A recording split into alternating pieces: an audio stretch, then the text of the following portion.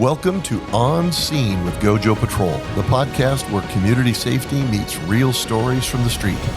We'll share emerging trends in private security with the lessons and tips we've learned over our almost 30 years in business. We will also go beyond the patrol vehicle to talk with the people, various organizations, and businesses who are doing great work here in our community every day.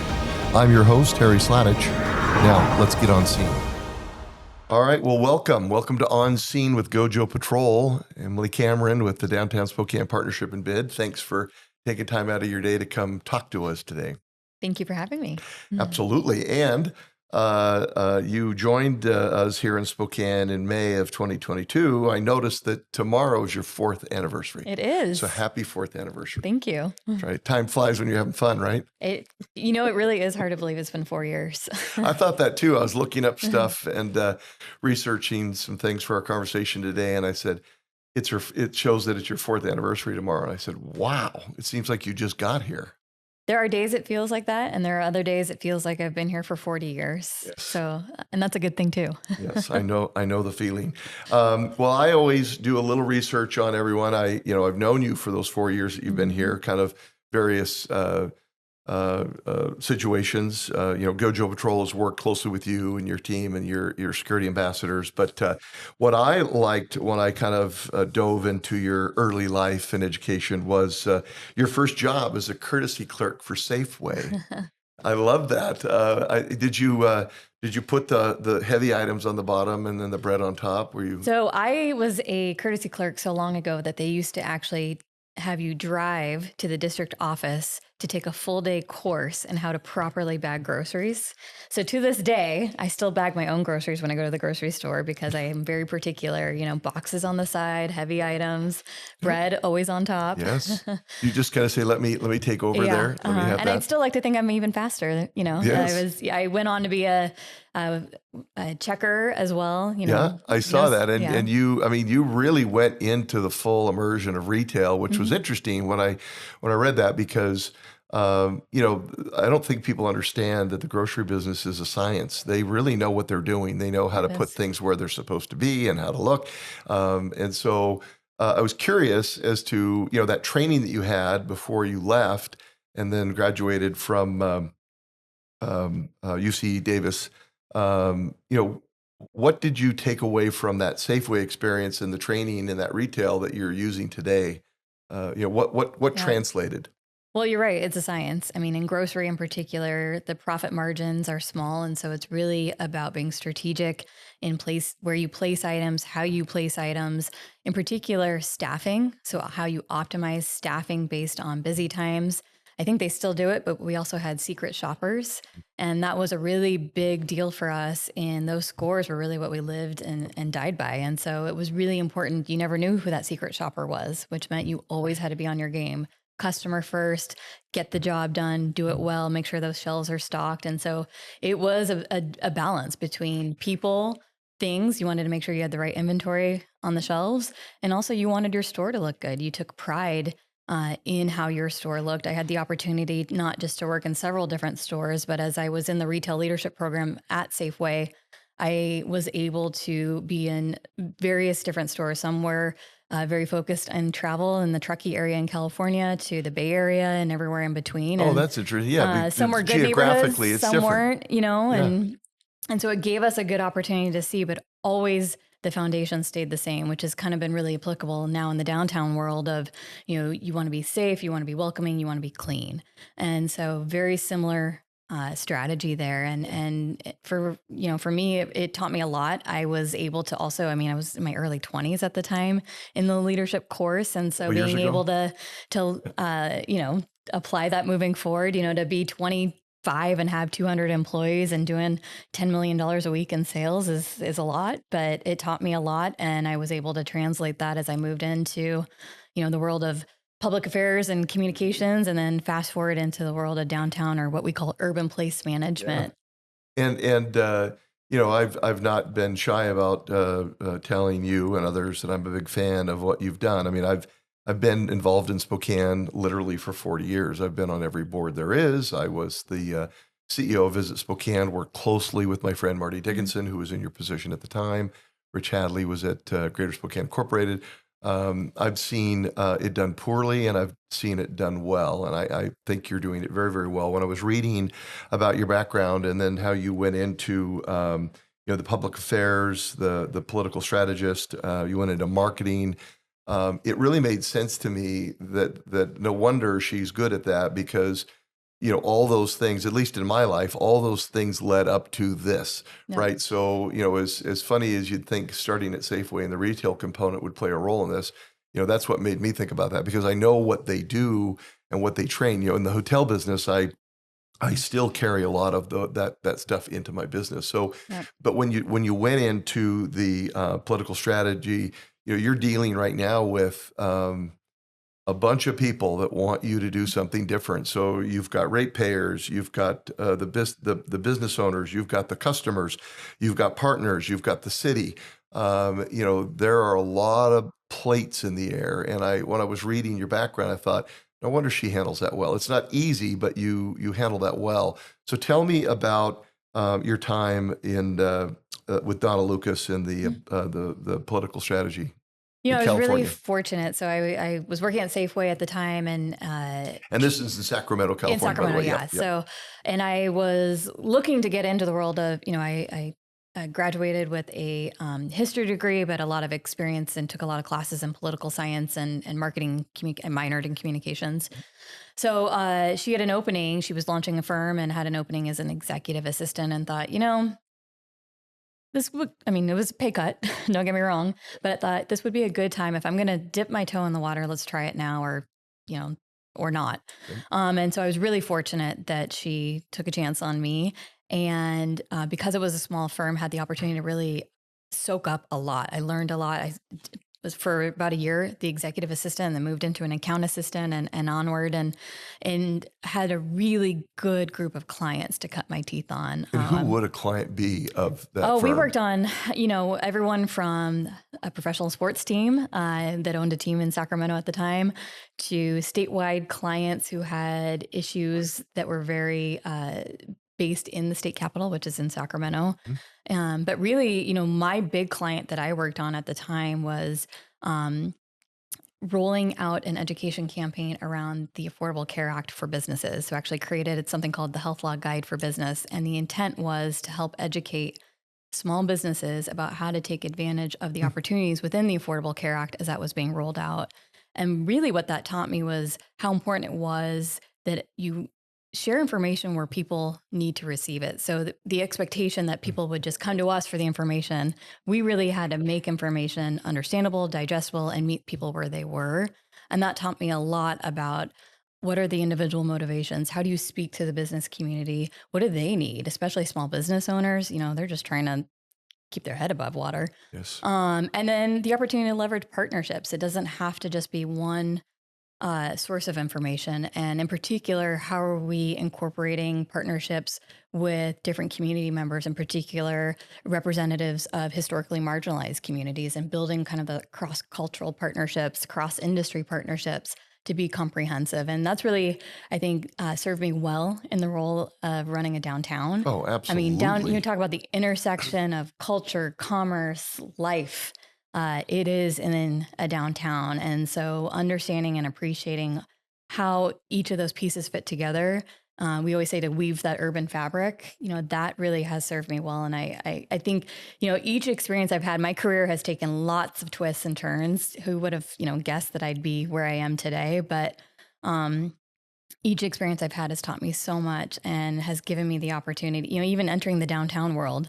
I was at a marketing agency at the time working on a Save the Kings campaign, and was at City Hall. I happened to be the Sacramento Kings. Yeah, the Sacramento Kings. Yes. And it worked. We didn't lose our Kings. But, I was the chair of the Young Professional Chamber at the time. And so I was going to city council a lot, sort of speaking on behalf of the young professionals who wanted to stay in Sacramento. And that really taught me the value of civic participation and showing up and being engaged and building coalitions and really making sure that your voice is heard. And especially since part of that was also making sure that we built an arena downtown. And I got to see firsthand how development and investment can really reignite civic pride And I will tell you, especially our job, it's long hours. It's, we're a not-for-profit organization. So we're not in it for the money, but it is about being able to build something that is going to last for a generation. I still remember that first day when the arena opened and walking down the street and having it filled with people on a street that had not been filled with people for decades. And to know that I got to play a role in that, those are moments Helped you don't activate get. it. Yeah, those are moments you don't get to have very often. And so that's what makes this job feel so special.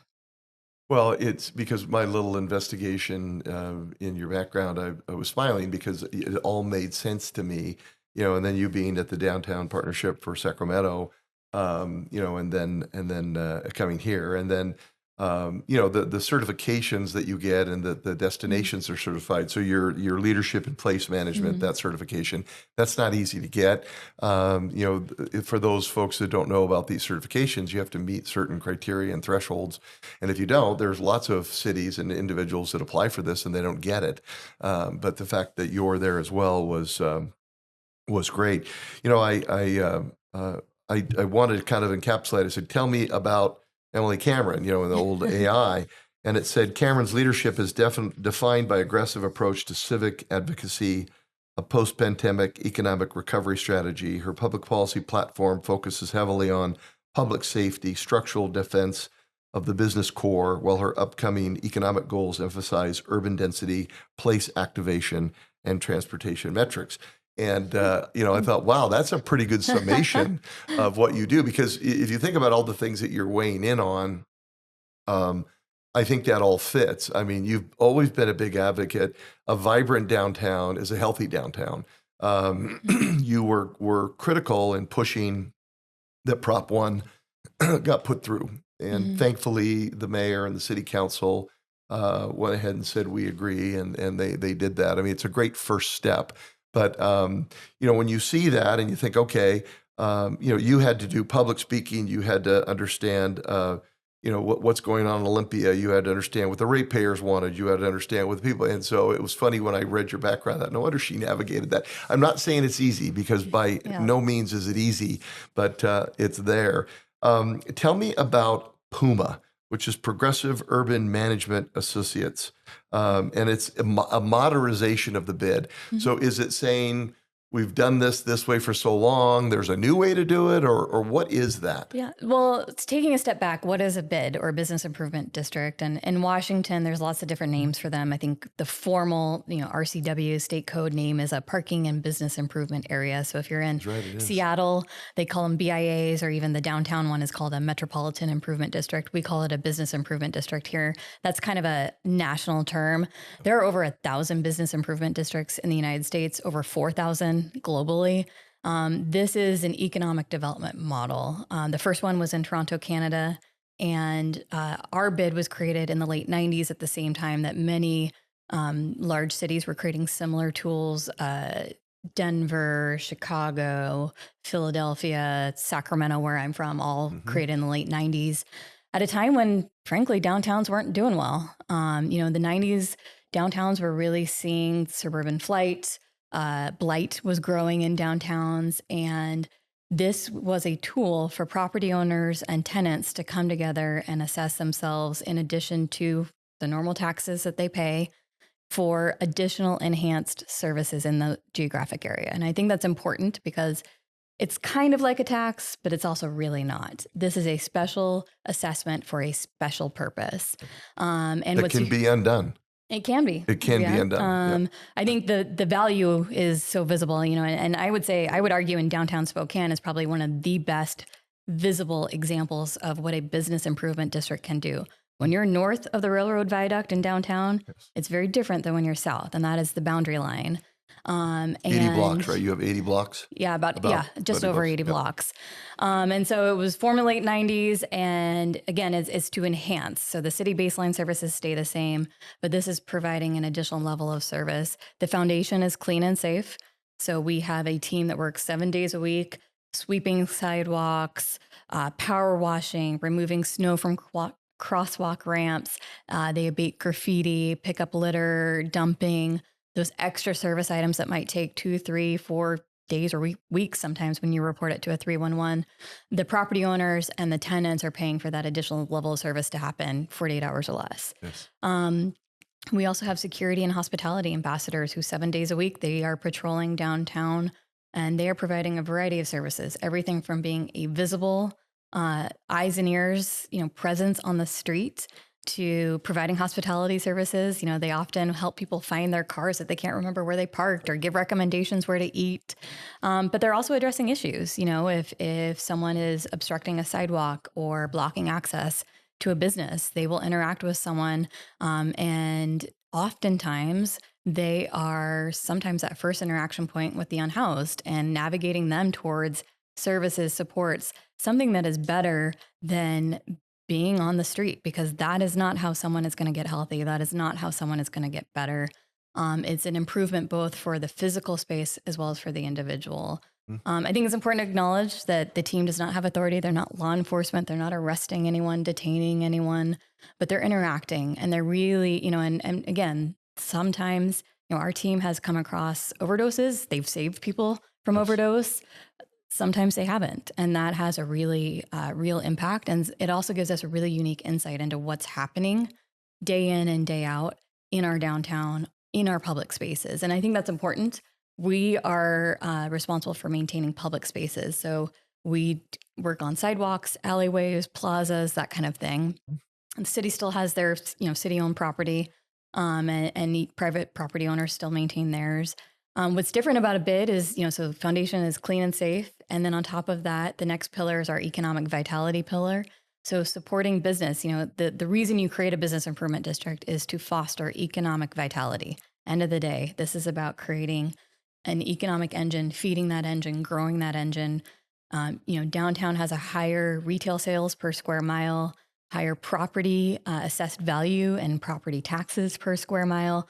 Those are taxes that fund the city's general fund that provide the necessary services in every single neighborhood. So things like snow removal in 5 mile, Yes. That's going to be service that is partially funded through tax revenue that's generated in downtown, knowing that we generate more per square mile than any other part. There's a national number that people use. For every dollar you invest in a downtown as a community, you get 7 back. For every dollar you invest outside of downtown, you get 50 cents. Doesn't mean one is better than the other, but it means you need one to be able to support the other. Yes. And so in a downtown area, that's why you want a strong downtown. We are very fortunate in downtown Spokane that we still have a very strong mall. That is unusual in cities our size or 3 times our size. And we cannot underestimate how important that is for us as a community. The retail sales tax that generates is tremendous for every neighborhood. So economic vitality is about supporting the big business as well as the small business. We do a lot with our independent local businesses. We are very proud of things like the Best in Bid Awards. We will help businesses navigate process in the city. I use this example a lot. I had a business who called me because they still had a taxi zone in front of their business, and they really wanted the opportunity for customers to park there. And so didn't know where to start. So we can help navigate who's that right person in the city and how do we work with them. We oftentimes, vice versa, the city doesn't always know how to communicate with stakeholders. There's a lot in a downtown area, right? That density. And so we can help to relay that information that businesses need to know to succeed downtown. Yep. And then housing is an important part of that too. As we become an urban neighborhood, we want more housing downtown. We need more housing, especially that workforce, that we call it the 80 to 120 AMI mix. And so we've really been intentional about what are the amenities, supporting the amenities that will attract residents, and then really, how do we get those projects built? And that comes from being a source of information. One of the things, so what Puma did in kind of a long way here, Puma helped us to refine our 4 pillars that I'm talking about. So it's clean and safe, economic vitality, marketing and programming, and place enhancement. And that has helped us to define who we are and what we do. And so the economic vitality piece is making sure that we are telling our story through data. We only have 3,000 residents downtown. To me, that number is a fraction of what it should be. Yes. So how do you know where you're going if you don't know where you are? Same thing, we track office vacancy trends, which unfortunately right now is at an all-time high. It's atrocious. But if you don't know that you're at an all-time high, how are you being strategic in how you address it? I talked about marketing and activation. So one of the beauties of being a part of the business improvement district is this cooperative promotional effort. So we maintain a website where every business in the bid is listed with a link to their business, an event list. So if it's an event happening downtown, and the idea being it's a one-stop shop. And through SEO and other things, we're able to elevate that maybe more than a business could do on their own. Yes. And I think a lot of times when you go to when you go to a new city, what do? Like, what's going on downtown? Well, the good news is Google is going to take you to our website, and that makes it easy. Yes. And then same thing with a marketing campaign. So holidays are a good example of that, amplifying the holiday activities and then the events that we do, everything from First Friday to, we're really excited next month launching a new yoga series on Post and wine on wall and cultural events and lots of things that keep downtown active and vibrant. Yes. And that's one of the cores of of what you have stood for and have learned. The security ambassadors, we've worked with you to supplement them at certain times. And what your security ambassadors are facing, or a lot what we're facing, are, when before Prop 1 got put back in, we have probably 80 employees out at night. They're coming upon scenes where people are in a full cardiac arrest. They're in meth tents. They're, and I think sometimes people forget that there are individuals who are trying to keep some sort of order to all of this, and they're putting themselves in danger as well. I mean, it's not a good environment for that to happen. You have some business leaders who on a scale of 1 to 10 are a 10, and you've got others that are 1, and you've got, city council doing that. I think that, I have a lot of empathy for you. It was different, but when I was at Visit Spokane, you couldn't just react to everything. Your predecessor, and I would say that if he was here, he just reacted to everything, is what I felt. That was just a personal opinion. You seem to digest the information that's coming from the various sources and then saying, okay, this is how I think we'll do it. What's nice about these programs that you're aligning yourself with is that it's a best practice. It's not Emilie's version. It's not Spokane's version. It's a best practice that's been put out there in other situations. We're not the only ones that are experiencing this. So I appreciate the fact that you don't just react.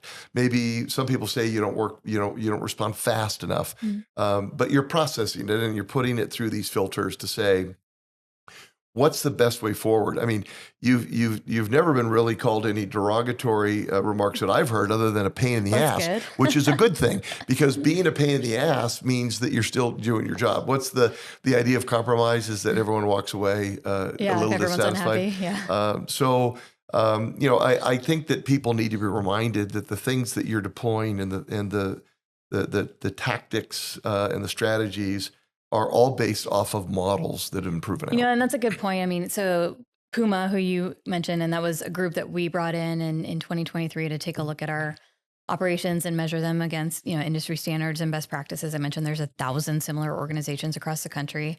So we do a lot of peer learning. I mean, we're active members of the International Downtown Association. We regularly collaborate with the other BIAs in Washington State. When I was in California, I was the vice chair of the California Downtown Association. And so that gives us unique insight and ability to, these are very dynamic issues. I mean, if it were easy, they'd all be solved. And each one is going to have nuance, but there are some best practices, and then it's building on that. I think, and the reality is some of downtown management is about being reactive, but the idea is we want to be proactive. I mean, the beauty of our organization is that we are often conveners. And so because we have a team that's on the street 7 days a week and experiencing it firsthand and seeing, we see probably more so than anyone, working with service providers even, and sometimes people think, well, the business community working with service providers. No, we're that unique kind of link between the different sector, there's 3 legs of the stool. There's the public sector, the private sector, and the nonprofit or philanthropic sector. And all 3 legs need to move together for a community to move together. And oftentimes it's organizations like ours who kind of understand how to play in the different pools to bring that all together so that it stays balanced. We have a very strong conviction that our public spaces should be available and free for everyone to use. And that means for commerce, that means for access, for transit. It also means that individuals who are in a state of crisis deserve help. And that doesn't mean that they get to, that we as a community turn our back and let them languish on our streets. It means that we have a duty to support and help them off our streets. And that does mean intervention. And I think that's where, some of the city's policy changes over the last year that have been important to recognize is we have to have tools to intervene. We have to have tools to make a contact. And that's where, you saw an organization like ours be very vocal and maybe being a pain in the ass, because if we don't, people will die on our streets, and that's not okay. No, it's not okay for that. I think that what I've heard is that Spokane has its own unique challenges, so we can't do it like everybody else. I think what you're saying is let's take those best practices, let's put them in, let's build that foundation, and then let's make it work for Spokane. I don't think we're saying we have to do it just the way Sacramento did it, or just the way this. I think that we say let's take those fundamentals and let's make it there. And yes, dying on the street is not one of them. I met with the mayor a couple weeks ago on another incident, and I told Lisa, I said, look, Mayor, I appreciate Proposition 1. It's a noticeable difference. We need to go more. One of the things that she had mentioned as it relates to treatment, and a lot of these treatment centers are not open 24 hours or they're not available. And I thought that's an interesting observation or a fact. What's going on there? Is there ability to get more of them open so that when they agree or they're taken to a place that it's not just 9 to 5? We're fortunate in Spokane that the stabilization center is open 24 hours a day, but that's, again, only a certain number of beds. The navigation center that opened last year, and that's open 7 days a week, but again, for a limited amount of time during the day. And that is a good example of something that if it had the opportunity for later hours could continue to serve into the evening hours. And that's important. Who runs those organizations? So the city's funding the navigation center. Okay. And then it's the county that's really the primary, I guess, if you want to say, the county in partnership with Pioneer Health Services, and they just broke ground on the adjacent facility, the PATH facility. So the county is making, and these are joint investments with opioid settlement dollars, as well as county dollars and a variety of funding pools. And this is part of a broader, I think, community effort. I think that the Downtown Spokane Partnership has been part of the Safe and Healthy Task Force, which launched last year. And this is really a cross-section of our community coming together and saying, can we do this differently? Can we use best practices from across the country and apply them through the Spokane filter? Meaning, what does Spokane as a unique community need?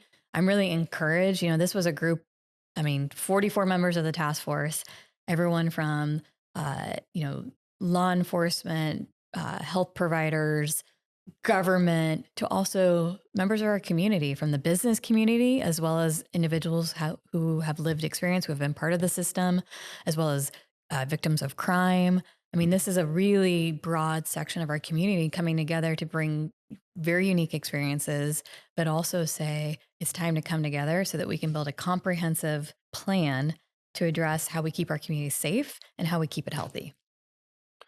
Yeah. I think businesses just assume that that's being taken care of, or what do you think is the most misunderstood thing about what your organization does, either from the city's perspective or the ratepayers or the general public? What is it that you keep running into? I remember my mom, when I took the job at Visit Spokane, she couldn't figure out what I did to save her life. She would explain what her son did, and it was always wrong. And so it kind of cracked me up. So, they have this idea of what they think you do, but what would you say the biggest misconception is? Well, I will tell you, we have a joke in our industry that if anyone can ever figure out how to tell the person that we get home to at night what we do, we need to patent it. And that's somewhat of the beauty of what we do, though, right? Is that we do it all, and no 2 days are the same. But I think from a public standpoint, I'd say probably one of the biggest misperceptions is that we're a city department, or that are somehow a taxpayer dollars are funding what we do. Mm-hmm. The DSP is a private, not-for-profit organization that was created exclusively with the purpose of managing the Downtown Business Improvement District, which is the model. By the ratepayers. By the ratepayers. Yes. And this is the model across the country of how It's done. this organization is run and business improvement districts. I think sometimes that, our work touches a lot of different parts of the community because downtown is everyone's neighborhood. But our number one priority is making sure that the funds are used in the way that they are required by law to be used. So it's collected in a geographic area. It can only be spent in a geographic area. It's collected for a purpose, clean and safe, economic vitality, marketing and programming, place enhancement. That's what it can be spent on. Fortunately, you've got the nonprofit organization of the DSP who also does fundraising in addition to. So we actually help invest in those bid services and programs. Like many organizations, our costs have far exceeded Additional the private revenue. dollars, yeah. And so we, through grants, sponsorships, contracts, we've been able to supplement and support bid services as well as grow them.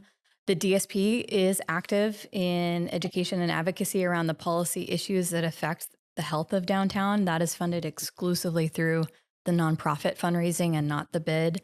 But we, and as we've been taking on a lot more place enhancement projects, so hopefully you've seen the lights over Post, some of the new murals in the alleys. Very festive. Absolutely. We're really focusing on creating a unique place of downtown so that people want to explore it and see it. And so I think, it's easy probably not to understand what we do because oftentimes we're sort of behind the scenes doing all this work. But I hope that as people come into downtown and they say, and I hear this all the time, downtown feels great. And I hope that they know it takes a lot of time, energy, effort, and an investment to do that. But it's well worth it. When we get to turn around and take a lot of pride in our place, that makes it worth it. I was, okay, cough break, guys. Jeez Louise. Let me just redo this again. Allergy season is my favorite. I would agree with that. I was in a cab in Boise yesterday. It's just so funny that this conversation came up and I was going to talk to you today. He said, "Where are you from?" I said, "I'm from Spokane." He said, "Yeah, I was up there." And he said, "I really like that community." He said, I noticed that there was this group of people and they were picking up garbage and they were like watering some plants and, it's very community. I said, that's the Downtown Spokane Partnership. And he said, "What's that?" So he thought, what a lovely idea, right? And he had no idea that that's something you do every single day. But it's so funny. It was an Uber driver, but he was telling me that he was impressed by seeing that activity. And I had to smile. I thought, well, I'll be talking to her tomorrow, as a matter of fact, on that. Just to switch gears for a second, back to Safeway. If you're in Safeway and you're in the wine section, are you going for the reds or the whites? Ooh, depends on how I'm feeling. I'm actually going for the bubbles. Oh, so you like the bubbles, yeah? Yeah, True California girl, right? Yeah, that's true. Yeah, that's right. Yeah, I'm always the red guy. I've got to go with the red wine. So all my friends drink. They spoiled me terrible. But is it prosecco or champagne? Well, California, we have to call it sparkling wine. Oh, that's right. So Sacramento, where I'm from, is about 90 miles from the Napa area, and so.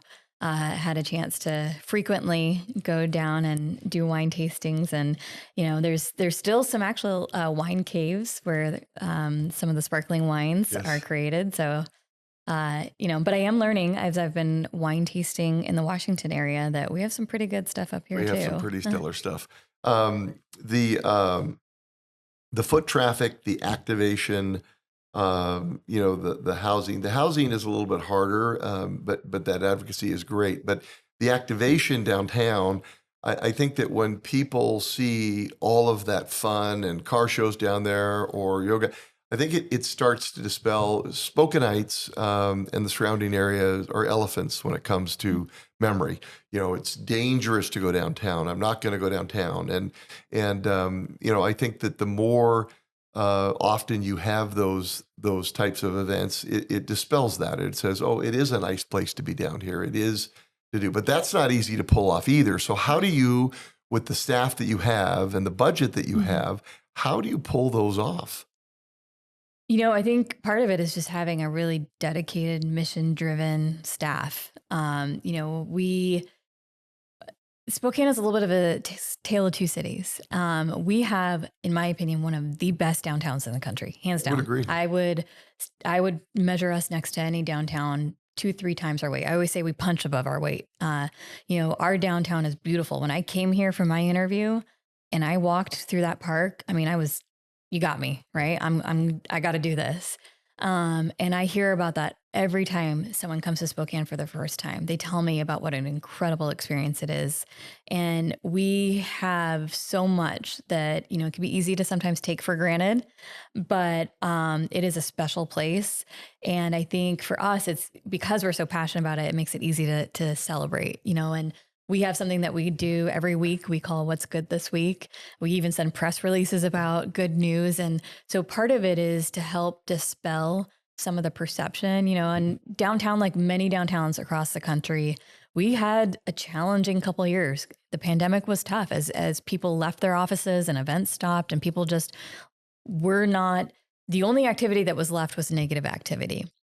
That's interesting, the way to say that. And so we've needed to really curate and bring back that positive activity. And we've heard over and over again when people come back downtown, how much they've enjoyed that experience and how, we hear this every holiday season.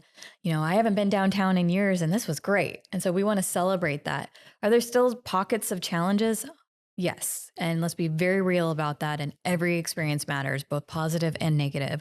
We have to continue to improve where the challenges are, and we need to celebrate how far we've come. And I think that's a big thing I would say for, I've been in Spokane 4 years, so I get it. It's rosy colored glasses, or rose colored glasses, but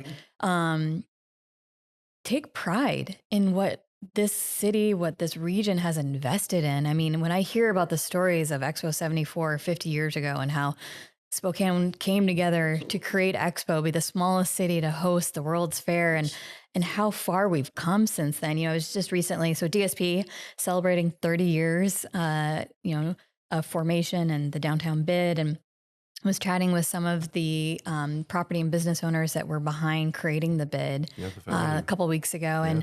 And hearing, how this was about rolling up your sleeves and taking pride in your community and believing they're not just going to wait for the next person to do it, but we're going to do this and we're going to make this our heart. That's one of the things that's so unique about a downtown. There's a reason why it's photos of downtown on every promotional poster about Spokane. Correct. It's so gorgeous. And it doesn't matter if it's Spokane Valley, Liberty Lake, or, Medical Lake, right? This is everyone's downtown. Yes. It's the identity. And it's not just the literal, but the figurative heart of the region. And I think that's important, how people feel about their place, whether they live downtown or they live in a surrounding neighborhood. It's about how they feel about downtown. Yep. And I feel like we have a duty to grow it, to hone it, to make sure it's thriving. Because it is, yes, it all comes down to dollars and cents in a way. When a downtown is healthy, the region is healthy, but it's not just about dollars and cents. It's also about how you feel about your place. And if we want young professionals, we want talent to stay in Spokane, they have to feel good about their place, which means that the people around them have to feel good about their place. And I hate when every time I go to the doctor's office, which is not downtown, I'll always ask, what do you think about downtown? And sometimes I'll get pretty negative feedback. And I challenge every single person, join me downtown. One of the things I do is we do walking tours.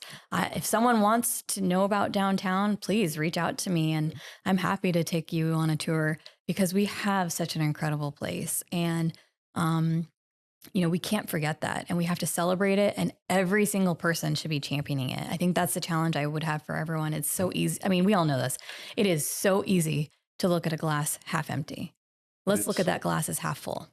Well, it's that very statement dawned on me when I took the job at Visit Spokane, and here I was a hotelier for all these years, and now I'm the promoter of the destination, and we'd bring people in for site visits, and you do the same thing. You're part of that. when you hear what people have to say about our downtown that don't live here, They love it. it's just it gives you goosebumps. And Yeah. so the reason I'm so passionate about downtown, sometimes my passion comes across like I'm angry but I'm passionate about the town that I live in. I love it. And you're absolutely right. And if we don't keep working at that, we're going to lose it. Our river is a real river. I mean, I go to Pittsburgh, I'm like, that's a moving slog. What is that? We have San Antonio as a river, but our river is a gorgeous, wild river racing through the heart of the city. And I totally agree with you. And Well, and I think you bring up a really important point. So great downtowns don't just happen. They're intentional. It takes investment, it takes hard work, and it takes champions. And you look at our downtown and it's very clear that those things have happened, but it also means that you have to keep it going. You're never done. And, this community, we've for a generation invested in making the downtown that we all get the benefit of enjoying today. But there are cycles, and if we do not pay attention to curating and supporting and continuing to grow our downtown, it will slide, it will fall back, and we will lose that once in a generation opportunity to continue to grow in a very special way. And so I think we have to be intentional about how we continue to curate and support downtown. I would agree with that. And I think, as we wrap up, I'm that you'll have our company support and our influence forever. I think that what you've done in 4 years is noticeable. And I've seen 30 years of this, right? Marty likes to think that she was the very best at it. I think you're giving her a run for her money. But I'm fortunate the leaders who have come before me have set good a great answer. foundation. Good answer. But anyway, but I think that your 4 years, hopefully you'll stay with us, that this turns into 8 years, and that the things that you have started are not interrupted and they're not changed, and we get to keep moving on this direction to head where we're going.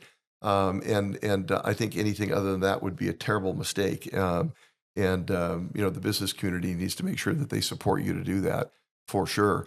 As we end, what is a fun fact that someone would say, I didn't know that about her, or I can't believe she likes to do that, or anything that comes to the top of mind that people have said? Fun fact. Let's see.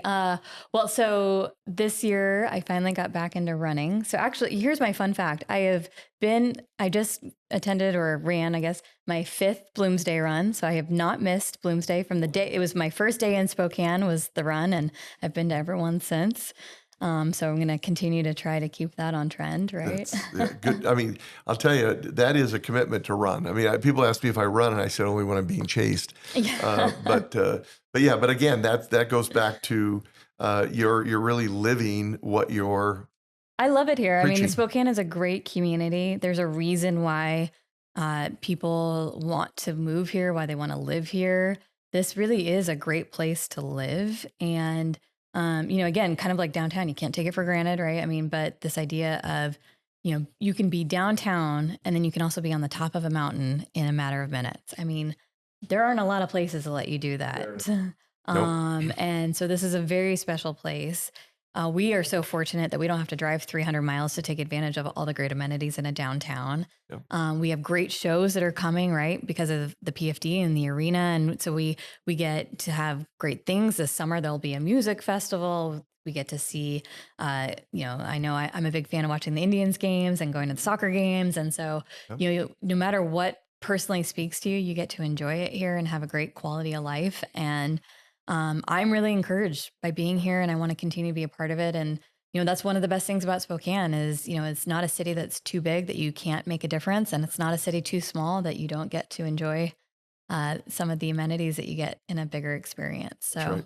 Well, thank you very much for what you do for our beloved community. And at least as an owner of a fairly large company now, I look back at that, you have our undying support, and thank you. we'll always be there. But we appreciate it, and thanks for coming in to visit with me today. And maybe we'll enjoy some champagne at some point. Yes. So, all right. Thanks, Emilie. Thank you.